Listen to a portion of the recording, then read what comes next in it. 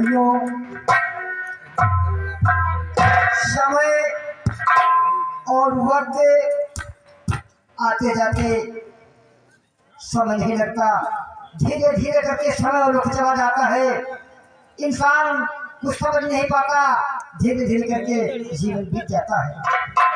हमने जिस बच्चे को वियावान जंगल झाड़ियों में पढ़ा पाया था, जिसका नाम मैंने राम से पैदा रखा था, धीरे धीरे करके मेरा बेटा राम 18 साल का हो गया है, सयाना हो गया है। लेकिन उसने कभी भी मेरे पास बैठ करके मुझसे ये नहीं पूछा कि पिताजी बाबा जी हमें आगे क्या करना है। बस सुबह खा लेता है और खाने के बाद सपेरों के बच्चों के साथ खेलने चला जाता है और सारा दिन उन्हीं सपेरे बच्चों के साथ खेलता रहता है। और जब शाम को जब मेरे खेती से लौट के आने का वक्त होता है तो उससे पहले आकर के डेयरी में बैठ जाता है। लेकिन राम सयाना हो गया है। आज राम को आने दो। आज राम आ नहीं पाया, मैं पहले ही इसलिए आ गया हूँ कि आज मैं राम से कुछ सवाल करूंगा। आने दो राम को, आज मैं राम से कुछ बातें करूंगा, उससे पूछूंगा।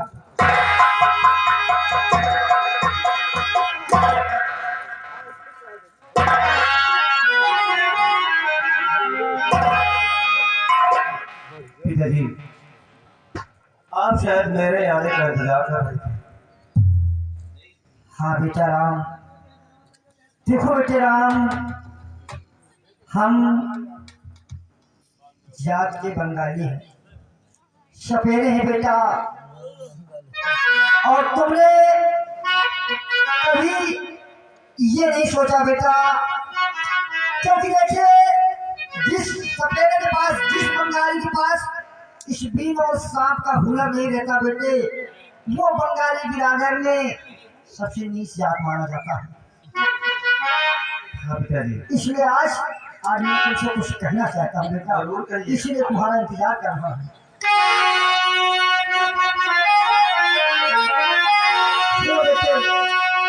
तो घूमते हैं बेटा, घूमते हैं बेटा, हमेशा होते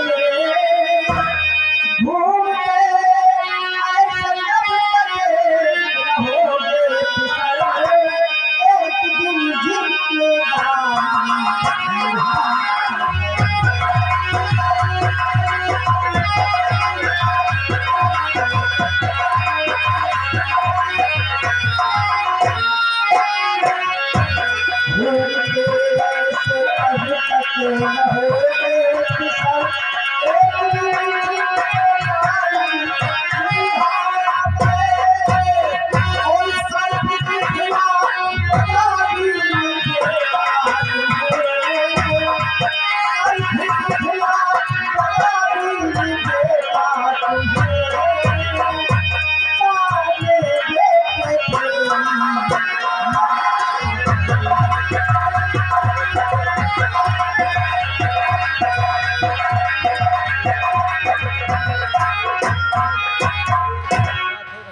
पिताजी, आपका कहना बिल्कुल जायज है, आप ठीक कह रहे हैं पिताजी।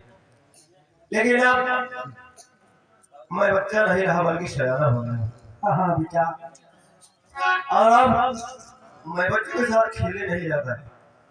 आज हमने अपने दिल में अहम फैसला किया है पिताजी। कौन सा मसला क्या मिला? समझदारों को समझता हूँ अच्छी तरह पिताजी, इसलिए कि तुम समझता हो पिताजी, समझदार हूँ। तुम समझता हो पिताजी, समझदार हूँ। और घर सपेरे के मेरा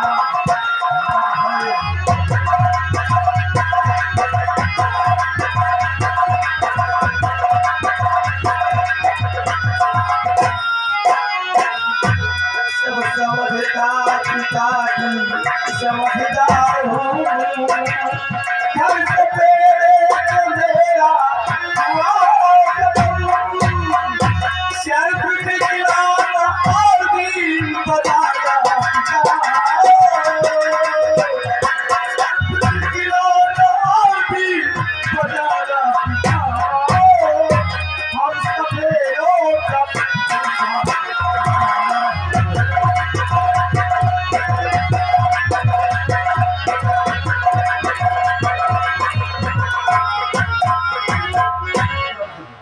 बेटा ये तो तू जानता है कि मेरा जन्म सवेरे के घर में हुआ है।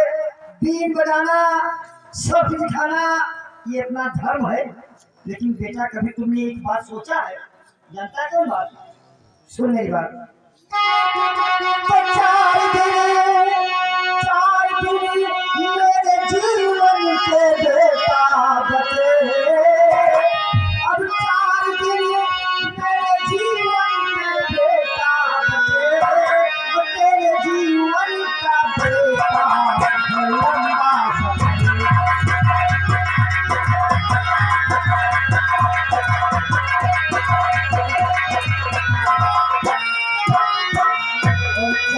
मेरे जीवन के बेटा बचे।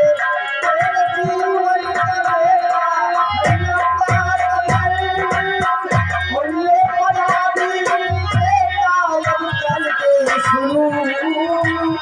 ये बजा दी बेटा अब चल के सुनू। हाथी में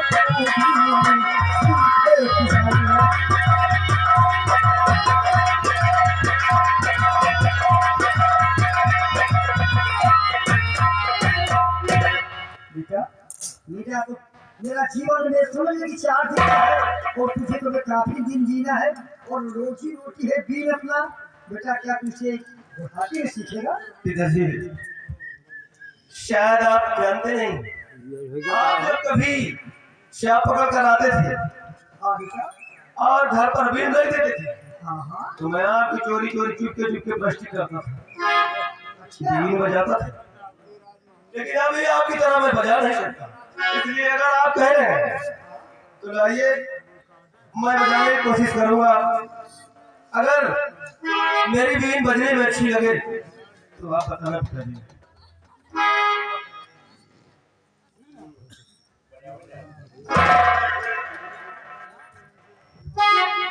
हाँ बेटा चल। पिताजी आज पहली बार आपके समक्ष बजाने जा रहा हूँ, इसलिए जो भी त्रुटियां उसके लिए क्षमा चाहूंगा। और सुनिएगा मेरी बात कि भूल जाऊं पिता तो बताना मुझे। भूल जाऊं पिता तो बताना मुझे कि आपके सामने पहली शुरुआत।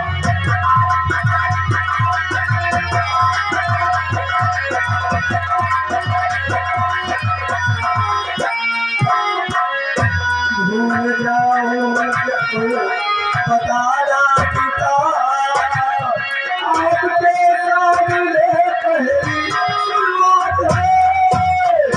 सामने कर मुझे कामयाबी मिले। सामने कर मुझे कामयाबी मिले। तेरा आशीष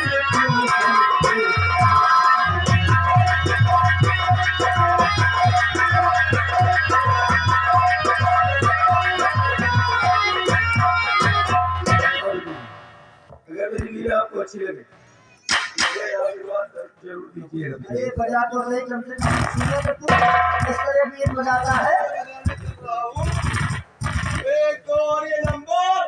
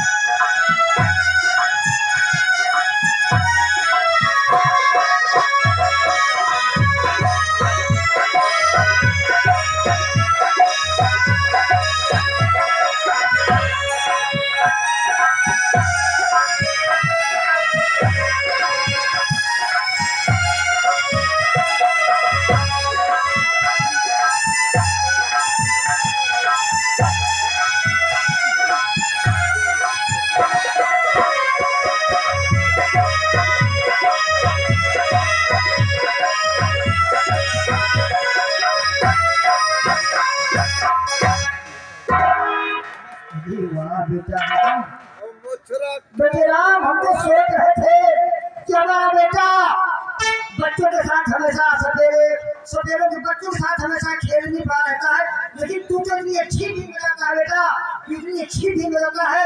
अरे तू तो मुझे भी फेल कर दिया। मैं कितनी भी अच्छी बीन बजाऊं लेकिन आपसे अच्छी नहीं बजा सकता बेटा। नहीं, ऐसी बात नहीं बेटे। कोई ऐसे काम होते हैं जो बाप नहीं कर पाता, उसे बेटा करके दिखाते हैं। देखो बेटे राम, मैंने बड़ी सूझबूझ के साथ तुम्हारा नाम राम रखा है बेटे। एक दिन मेरा नाम मेरा बेटा राम रोशन करेगा बेटा।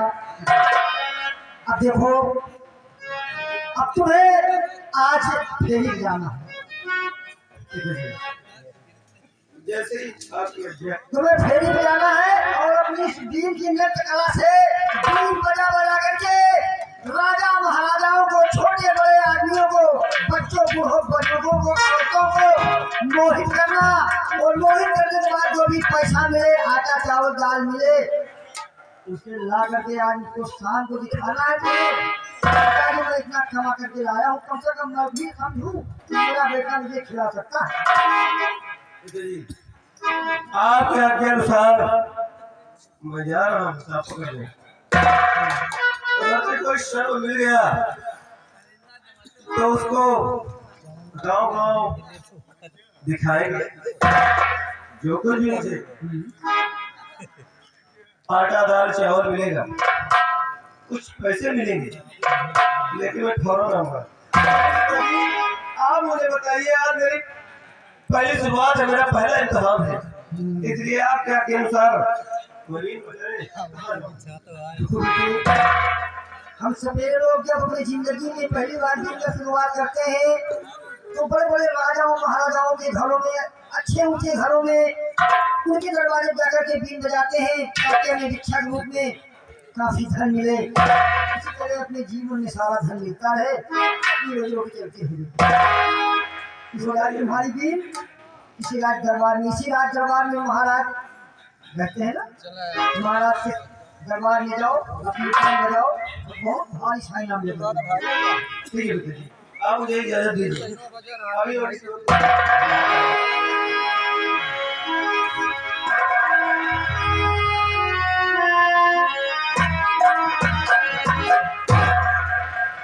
चलो, कम से कम आदमी अपनी आदमियत तो समझा कि हम किस जात के हैं, हमारा कौन सा धंधा है, हमें क्या करना चाहिए।